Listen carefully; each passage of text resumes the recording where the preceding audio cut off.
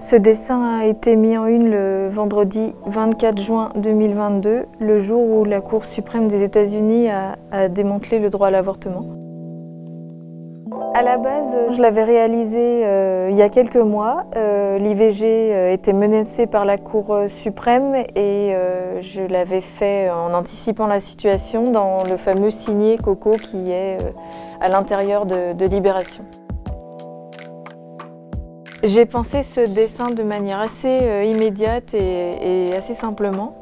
La priorité pour moi, c'était de représenter la femme, les femmes en particulier, les premières impactées par cet avortement qui devient illégal.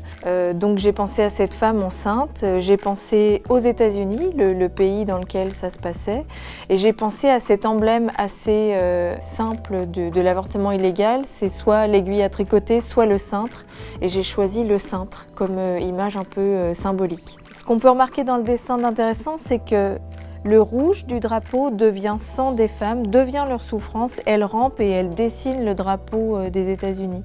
C'est par leur traînée de sang qu'elles montrent et qu'elles symbolisent quel pays ça va devenir pour elles. C'est-à-dire la souffrance, c'est-à-dire la douleur aussi.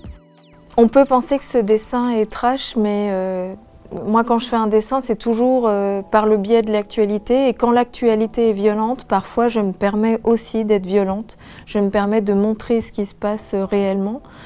Faut pas avoir le crayon qui tremble pour le faire. Faut y aller. Faut pas édulcorer non plus les choses. La réalité est telle qu'elle est et il faut pouvoir la montrer. Et avec la création, avec le dessin, voilà, on passe par des codes graphiques qui peuvent être très impactant et renforcer ce côté violent de l'image.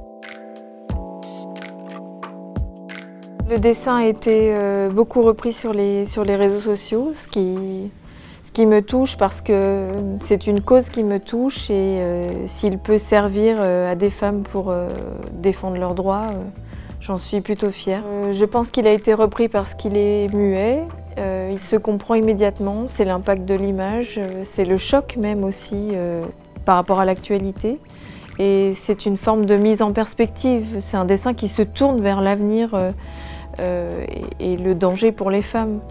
On peut dire que c'est un dessin qui peut être brandi dans une manif contre la Cour suprême et pour défendre ses droits. On a décidé avec Libération de mettre ce dessin en ligne sur la boutique et une partie des bénéfices sera reversée à des associations de droits des femmes pour les aider, pour avoir accès à l'IVG.